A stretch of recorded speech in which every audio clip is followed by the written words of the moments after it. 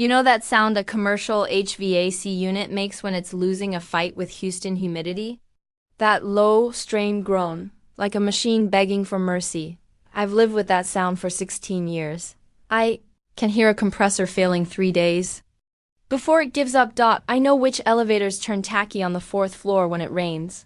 I know the janitorial crew prefers lemon, cleaner over pine, because pine smells like cheap gin and regret. My name is Ruth Templeton. To the tenants of Metric Plaza, a mid-rise glass box off the Katy Freeway IM facilities. The woman in the beige blazer, the one who nods when toilets overflow, the one who gets called when the parking gate freezes.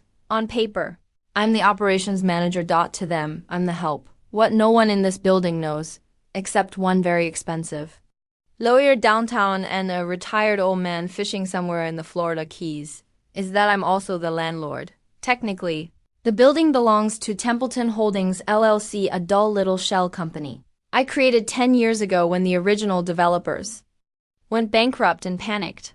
I bought the debt, I bought the deed, and I kept my job. Why? Because I like control. Because there's something fascinating about watching how people treat you when they think you make 40 grand a year versus how they'd act if they knew you could evict them with a signature.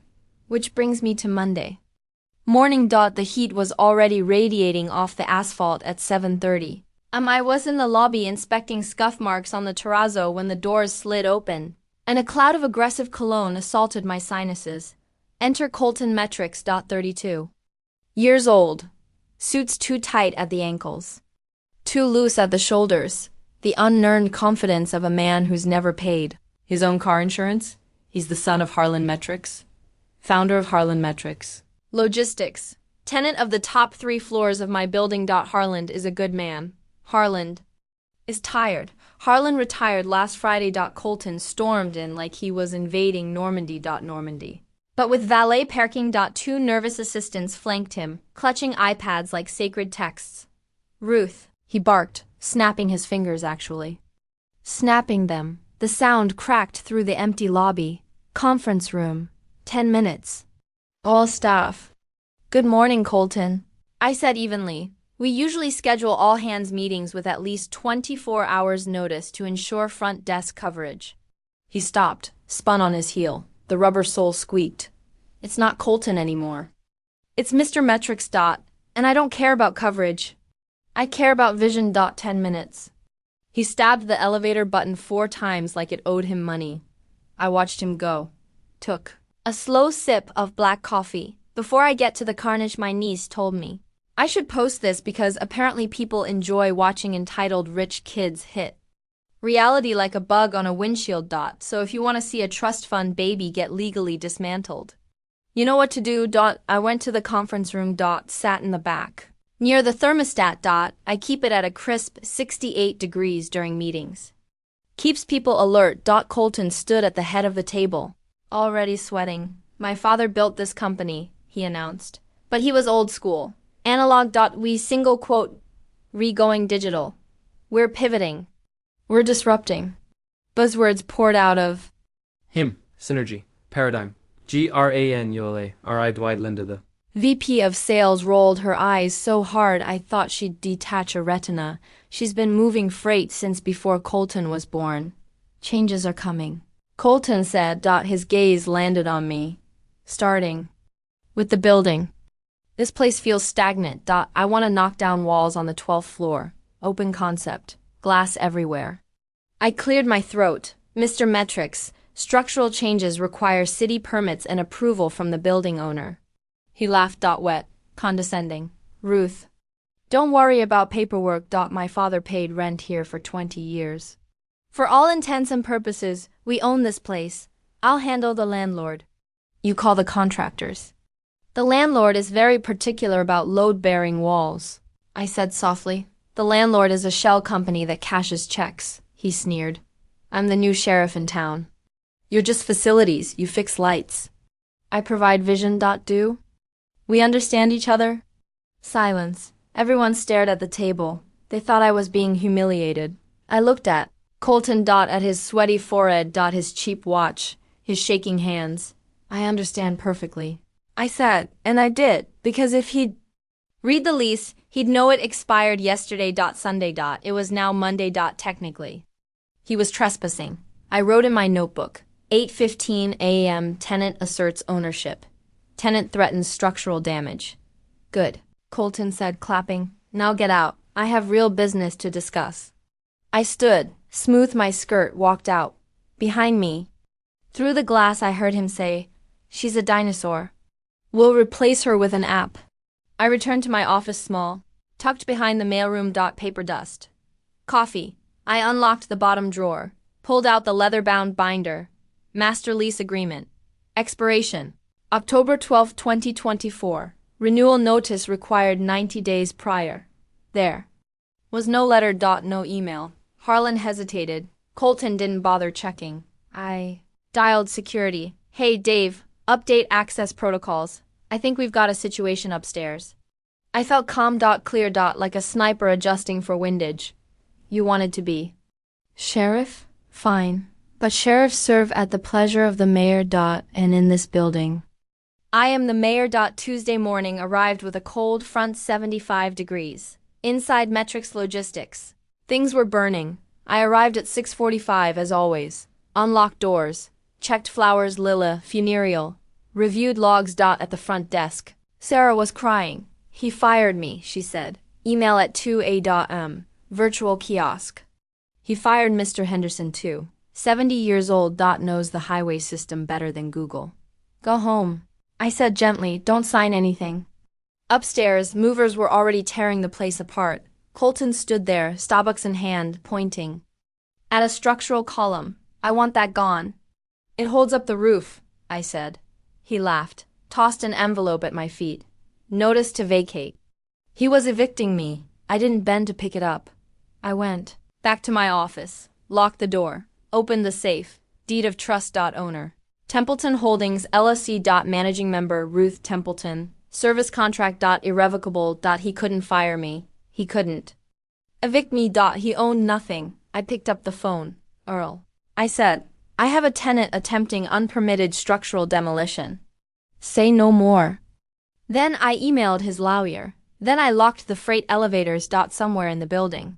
Someone shouted. The game had begun. Commercial buildings are invisible machines. When they fail, civilization collapses in 45 minutes. By Wednesday morning, Colton Metrics was about to learn that lesson the hard way. The fines were already racking up, aimed squarely at the tenant. But that was just the appetizer. The main course: waste environment. Houston in July is not compatible with human life. It is a swamp trying to reclaim its territory. The only thing keeping the fungi at bay is the heavy-duty chillers on the roof. I sat at my desk sipping an iced tea, looking at the building management system BMS interface. It's a beautiful grid of numbers and graphs. I navigated to Zone 12 Executive Suite. Current set point 68F, actual temp 68F. I clicked on the occupancy schedule. Usually set to occupied from 6 a.m. to 8 p.m., I changed it to occupied we mode. In weekend mode, the system prioritizes energy efficiency. It lets the temperature drift up to a balmy 78 and restricts airflow to minimize fan usage. It's not broken, it's just efficient. System updated. The screen blinked. I then moved to access control. Colton had issued new key cards to his inner circle of new hires. 3 guys named Chad, Brad, and Thad. I'm not joking. Their names were actualine Distane's variations of a frat roster. They had been strutting around the building bypassing security arcades. I pulled up their badge IDs. Status revoked. Reason security audit data mismatch. It wasn't a lie. Their data didn't match the leaseholder's authorized personnel list because, strictly speaking, there was no leaseholder around 10:30 a.m. my desk phone. It was the reception line, which I was now answering since Sarah was gone. "This is Ruth," I said, cheerful as a bird. "Ruth, fix the damn elevator." It was Colton. He sounded sweaty. "And why is it so hot in here?" "I'm sweating through Misuit." "Oh, good morning, Mr. Metrics," I said, typing slowly on a keyboard that wasn't plugged in. "We're experiencing some high load demand on the grid today. The system automatically enters eco-conservation mode to prevent brownouts. It's a citywide protocol. That was a lie. A beautiful, unverifiable lie. Well, override it. I have investors coming in an hour. I'm afraid I can't do that, sir. The system is hard-coded for compliance. As for the elevators, we were conducting a mandatory safety audit following the unauthorized construction attempts yesterday. The freight car is area flying until the structural engineer clears the shaft. This is unacceptable. I'll fire you. I swear to God, Ruth, done on Friday.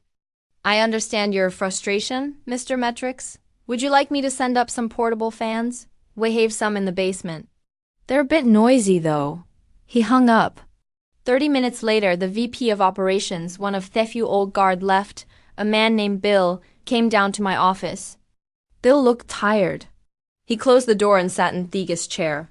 Ruth, he said quietly. What is going on? The badges don't work. The AC is blowing lukewarm air. The toilets on the 11th floor are out of order. Are you doing this? I looked at Bill. He was a good guy. Photos of his grandkids on his desk. Bill, I said, leaning forward. Do you have a personal email address? Yes, start forwarding your files today. He looked at me, confusion clouding his eyes, and then he saw the look on my face, the absolute lack of panic, the stillness. He didn't renew the lease, did he? Bill whispered. I took a sip of my tea. I can't discuss confidential matters, Bill, but I can tell you that the building takes care of its own, and right now the building is rejecting a virus. Bill nodded slowly. He stood up. I always liked you, Ruth. I like you too, Bill. Take the stairs today. The elevators might get finicky. By 2 p.m., the investors arrived. I watched on the security camera. There were 3 serious men in gray suits. They walked into the lobby and I buzzed them in. They got into the elevator. I let them go up, but when they stepped out onto the 12th floor, they were met with 79 heat, the smell of stale sweat, Colton, and the sound of industrial floor fans droning like angry hornets. I zoomed in on the camera. Colton was trying to look cool, but his shirt was plastered to his back. He went to swipe his badge to open the glass conference room doors. Red light, beep. He swiped again. Red light, beep. He kicked the door. The investors exchanged a look. It was the look people give when they realize they are about to waste their money. I picked up my phone and sent an email to Marcus Thorne Thelawere. Subject: Cease and desist harassment of facility staff. Mr. Thorne, your client, Mr. Colton Metrics, has physically kicked building property and verbally abused staff regarding building protocols. Please remind him that damage to property is a violation of the expired lease terms. This is your second notice. I sat back. The chessboard was set. The king was sweating. The pawns were fleeing and the queen was just getting started. There's a steakhouse in downtown Houston called the Capitol. It's dark, smells like mahogany and seared beef, and costs more for a salad than most people make in a day. It is where uncomfortable truths are delivered over expensive Cabernet. On Thursday, Marcus Thorne invited me to lunch. Marcus is the kind of lawyer who charges by the sneeze. He's sharp, impeccably dressed, and usually manages to intimidate anyone who doesn't have a Juris Doctor. He represents Harlem Metrics Logistics. He's been their counsel for years. He assumes, naturally, that he is the smartest person in their room. I wore my navy blazer and my grandmother's pearls. I arrived 4 minutes early. When Marcus slid into the booth opposite me, he looked annoyed. He checked his watch. Ruth, thanks for meeting me. Look, I have a deposition at 2, so let's make this quick. Of course, Marcus, I said, unfolding my napkin. Colton is excitable. Marcus began signaling the waiter for a scotch. He's under a lot of pressure stepping into Harlan's shoes. He feels you're obstructing his transition, the AC issues, the badges. It feels retaliatory. Maintenance is rare like convent. Marcus. Cut the crap, Ruth, he snapped. We know you're upset about the staff changes, but you're a vendor. You work for the building management. You don't get to play moral police. If you don't get the systems back online by tomorrow, we're going to sue the management company for breach of contract and constructive eviction. He leaned back, looking satisfied. He thought he had played the ace. I smiled. It was a small, polite smile. Marcus, did you read the email I sent you on Tuesday? I skimmed it. Something about a renewal notice. We'll draft a retroactive extension. Standard procedure. Harlan forgot. Big deal. It's not just that Harlan forgot, I said, reaching into my tote bag. It's that the entity Templeton Holdings LLC has decided to go in a different direction with the space. I'd pulled out a single sheet of paper. Was a photocopy of the signature page of the lease renewal offer sent 6 months ago. To non-signature blank date blank. We sent this via certified mail in January, I said softly. We sent a reminder in March. We sent a final notice in May. No response. The lease expired on Tuesday at midnight. As of right now, your client is a holdover tenant, a trespasser. Marcus waved a hand dismissively. We'll pay the holdover penalty. 150% rent. We're not moving, Ruth. You can't just kick out a $20 million company because of a clerical error. I can, I said, because the owner doesn't want your money. The owner, Marcus laughed. Some faceless investment group. I'll call them. We'll offer them 10% over market. Everyone has a price. You can't call them Marcus. Why not? I pulled out the second document. The Articles of Organization for Templeton Holdings, LLC. I slid it across the white tablecloth. Marcus picked it up. He adjusted his glasses. He read the top line. Then he read the line listing the managing member. His eyes stopped moving. He froze. The color drained from his face, leaving him a sort of sickly beige that matched the walls. You, he whispered. You own the building? I own the building, I confirmed. I bought the note from the bank in 2014. When the original developers went belly up. Heron knew. He had a handshake deal to keep it quiet because he didn't want the board to know his operations manager was also his landlord. It amused him. Marcus looked at me with new eyes. The arrogance was gone, replaced by pure, unadulterated terror. He realized he had just threatened to sue the judge in Heron courtroom. Ruth, he stammered. Ruth, look, we can fix this. Colton, he didn't know.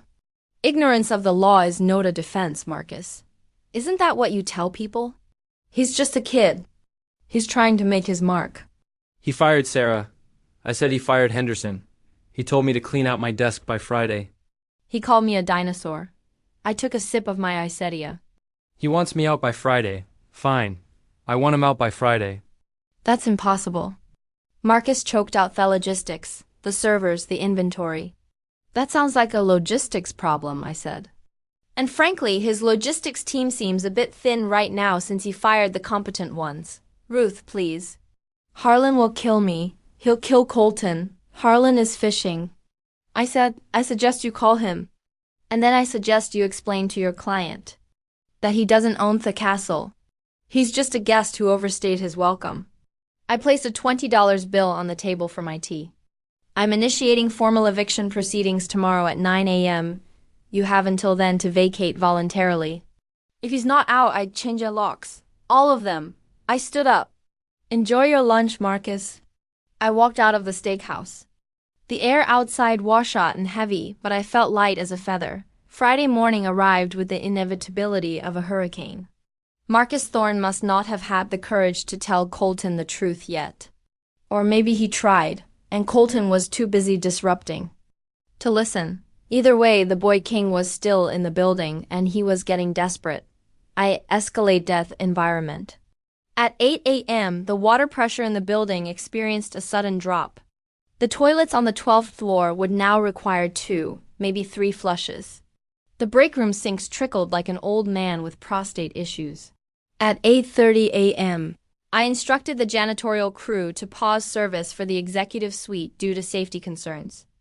Regarding the unauthorized construction zone, trash cans were overflowing with Starbucks cups and takeout containers. The place smelled like stale coffee and entitlement. At 9 a.m., the mail carrier arrived. I met him at the dock. Hey, Tony. I said.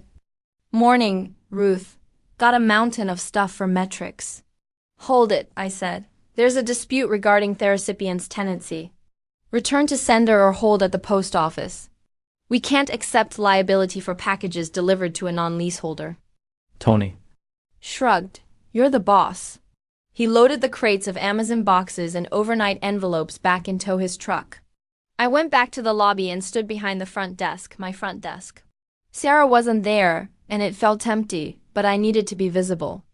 Around 10 a.m., Colton stormed down the stairs because the elevators were still under maintenance.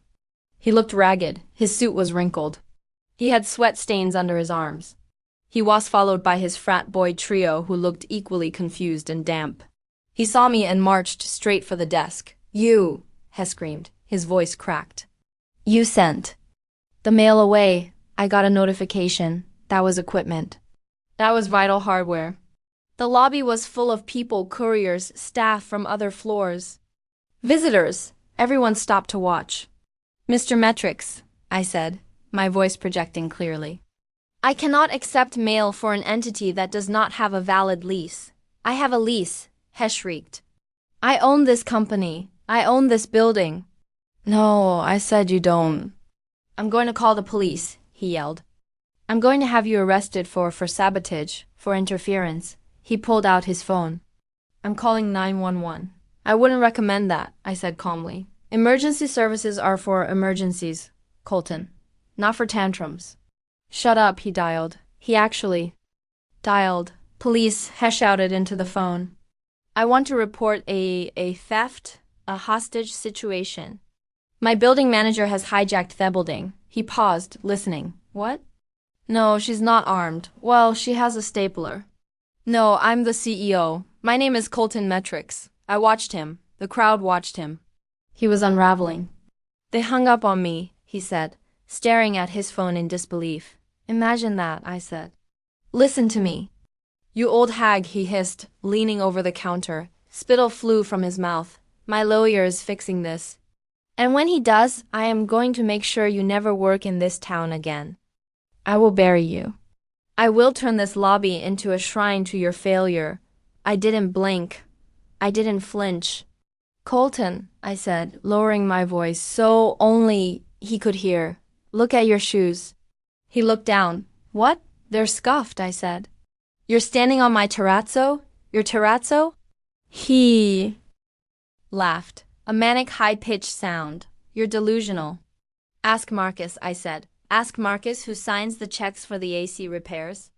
Ask Marcus who holds the deed. Just then his phone buzzed. He looked at the screen. It was Marcus. Finally, he answered. On speaker. Marcus, get down here. This woman is insane. She's blocking the mail. Marcus' voice came through the tiny speaker, tiny but clear. It sounded defeated. Colton, shut up. Stop talking. Colton froze. Excuse him. Get back upstairs. Do not speak to Ruth. Do not engage with her. I'm on my way. We have a catastrophic situation. What? Situation? Colton demanded, looking around at the staring crowd. Colton, Marcus said, his voice heavy with theoid of impending doom. We don't have a lease. She owns the building. She owns it all? The silence that followed was louder than the HVAC units on the roof. Colton looked at the phone, then he looked at me. His eyes went wide. His mouth opened, but no sound came out. I smiled.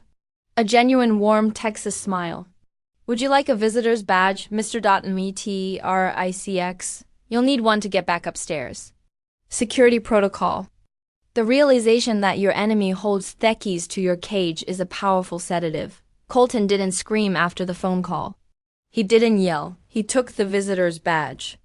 I slid across the counter.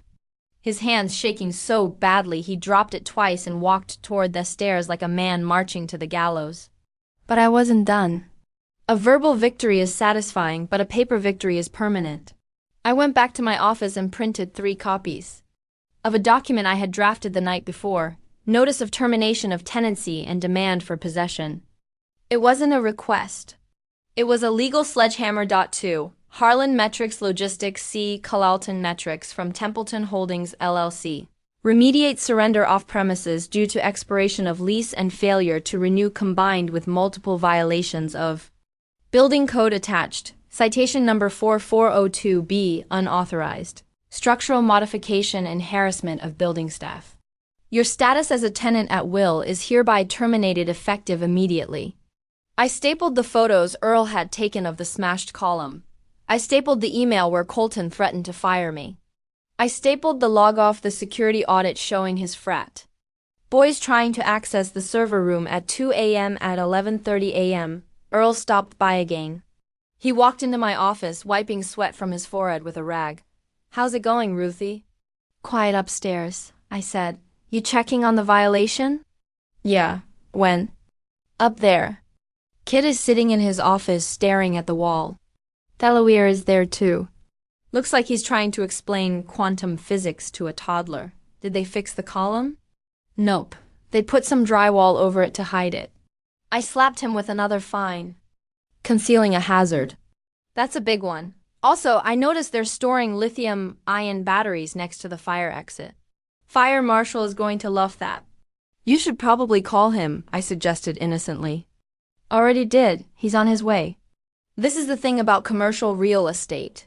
It's a web of regulations. If you pull one thread, like trying to renovate without a permit, the whole web comes down on you. Colton didn't just annoy a landlord. He activated the immune system of the city bureaucracy. Around 12:30 p.m., Marcus Thorne came down to my office. He looked 10 years older than he had at lunch. He closed the door and didn't sit down. "Ruth, we need to talk terms."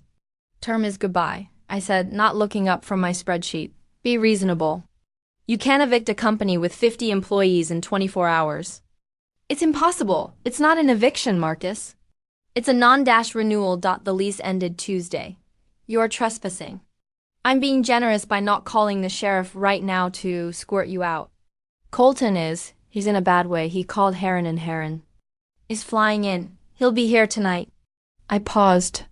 Harlan, my old mentor, man, who taught me everything about logistics, and who unknowingly taught me that you always keep the real estate in a separate LLC. Harlan can come, I said, but the answer remains the same.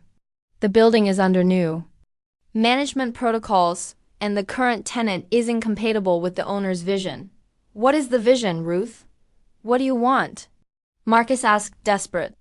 Money, equity, a seat on the board. I looked at him. I want respect, I said. And I want my building back. And I want the Demagedo, the 12th floor, repaired by a licensed contractor paid for by you before you leave. We can't move by tomorrow, Marcus bleated. You have until 5 p.m. tomorrow. That's Saturday.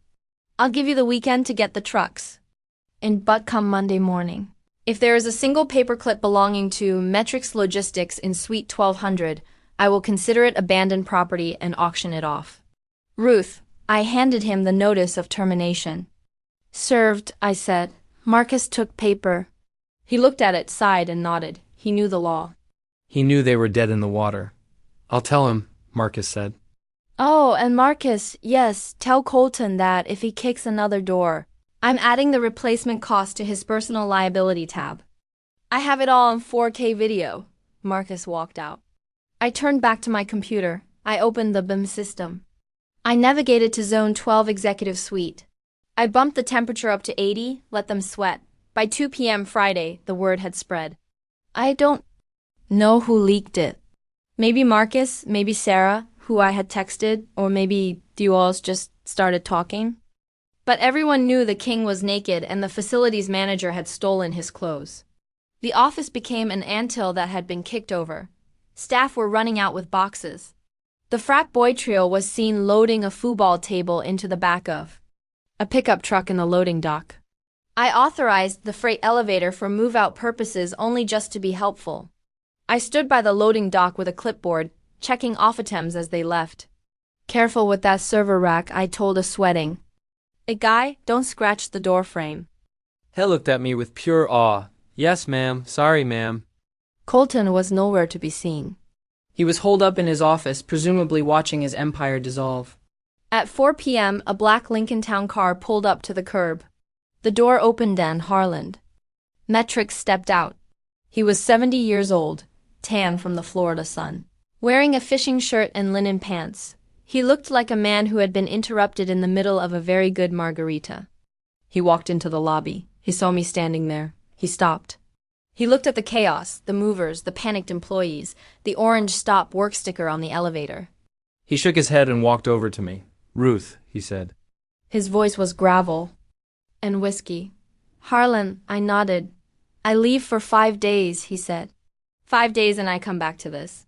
Your son fired Sarah Harlan and Henderson, and he tried to knock down the structural column on the 12th floor. Harlan closed his eyes. He pinched the bridge of his nose.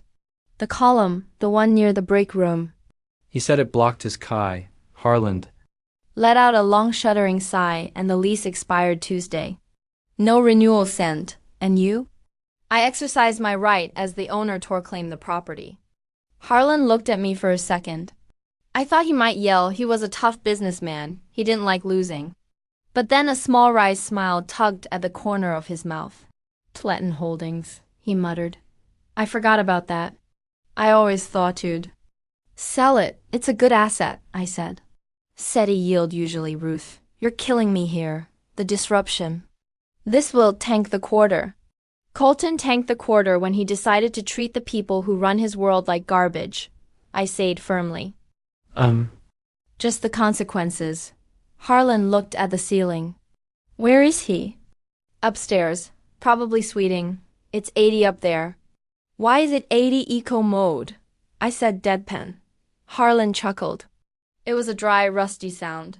All right, let's go see the boy genius. Rode the elevator up in silence. The car smelled like fear and cardboard. When walked onto the 12th floor, it was a ghost town. Desks were cleared. Wires dangled from the ceiling. The drywall patch over the damaged column looked like a scar.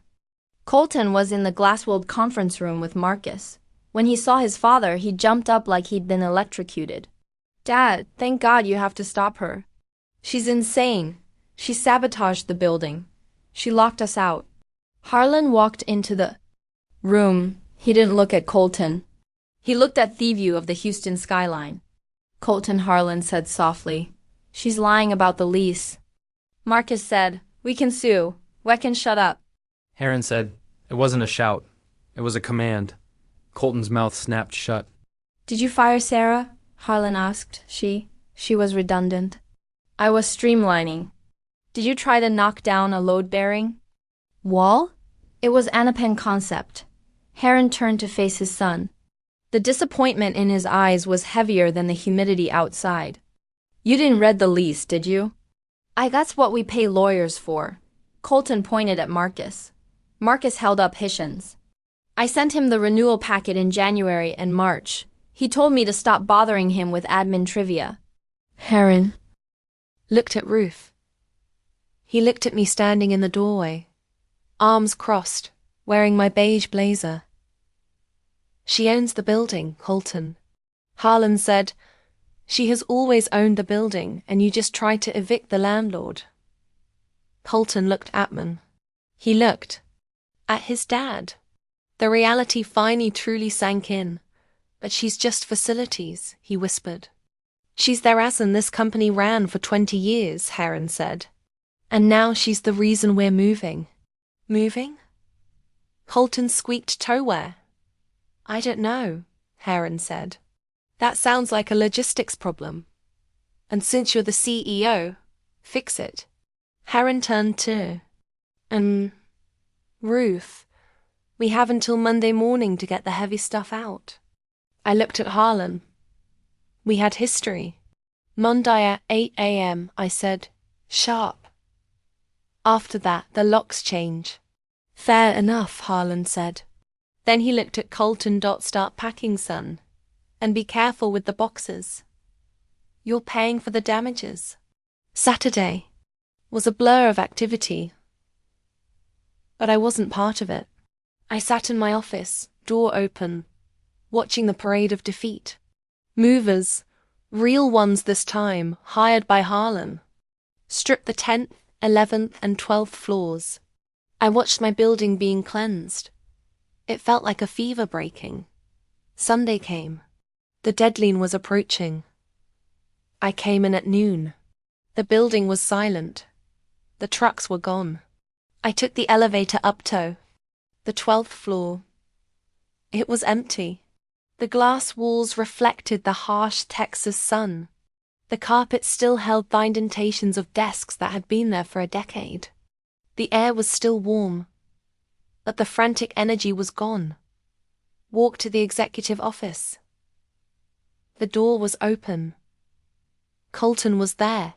He was sitting on the floor, his back against the wall, holding a box of personal items, a stress ball, a framed photo of himself, a stapler.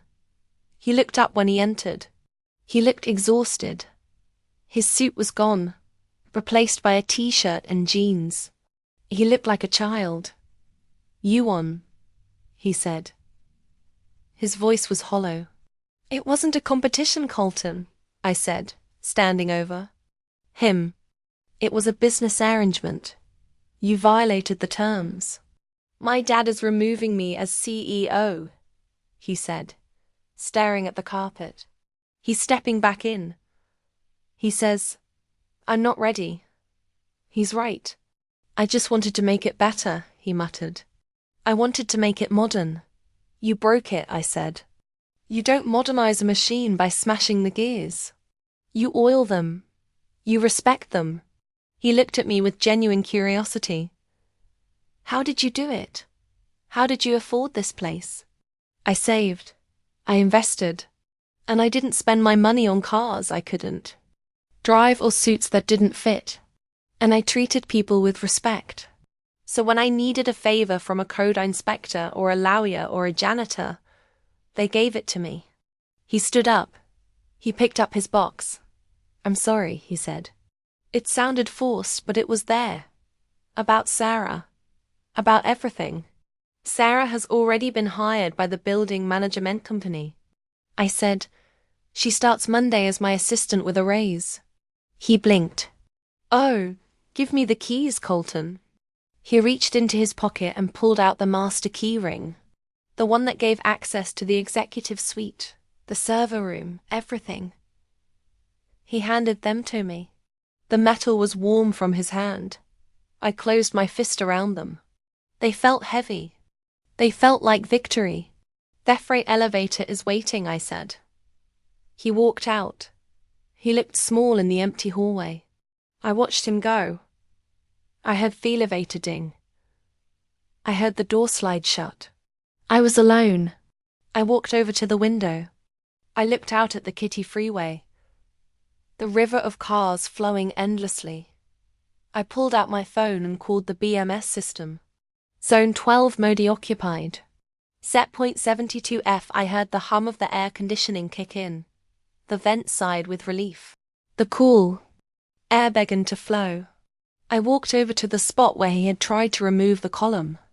The drywall patch was ugly, but the column underneath was steel. Wasn't going anywhere. Neither was I. On Monday morning, the lobby was quiet. The frantic energy of the Metrics logistics staff was gone. The unauthorized frat boys were gone. The smell of desperation was gone, replaced by the scent of fresh lies. White ones today for peace. Sarah was at the front desk. She looked radiant. She had a new nameplate. Sarah Jenkins, Assistant Operations Manager. "Good morning, Miss Templeton." She beamed. "Good morning, Sarah." I smiled. "How's the new system?" "It's wonderful and quiet." I went into my office, which was definitely not a bike room, and made a pot of coffee. Around 9 a.m., my phone rang. "Ruth, it was Harland." "Morning, Heron. How's the move? Where do we work downtown?" He grumbled. "It's terrible. The coffee tastes like battery acid.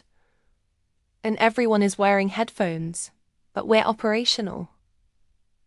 "Good to hear. Listen, Ruth." He paused. "I want to say thank you for evicting you for teaching."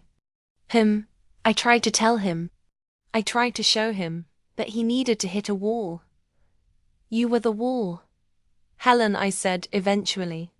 "Maybe Harlan sighed and Ruth about the building." "Yes. I knew you bought the note in 2014. The bank called me for a reference. I told them you were the only person in Texas I'd trust with the keys. I felt a lump in my throat. I hadn't known that. Why didn't you tell me? Because you didn't need my permission. Harlan said, you earned it just like you earned this victory. Enjoy that quiet, Ruth. I will, Harren. I hung up. I took my coffee and walked out to the lobby. I stood in the center of the terrazzo floor. I looked up at the atrium, at the glass and steel rising around me. It wasn't just a building. It was a machine. It was a fortress, and I was the keeper. I saw a scuff mark on the floor where Colton had dragged his heels. I pulled a rag out of my pocket. I bent down and rubbed it. It came right off. The building was clean. That building was mine. I took a sip of coffee. Black, no sugar. Perfect. Real power doesn't announce itself. Ruth didn't need to shout to show who truly held the deed to that building. It's a powerful reminder that competence and quiet. Strategy always trump bluster and entitlement. Appreciate you all for sticking through this one. See you in the next story.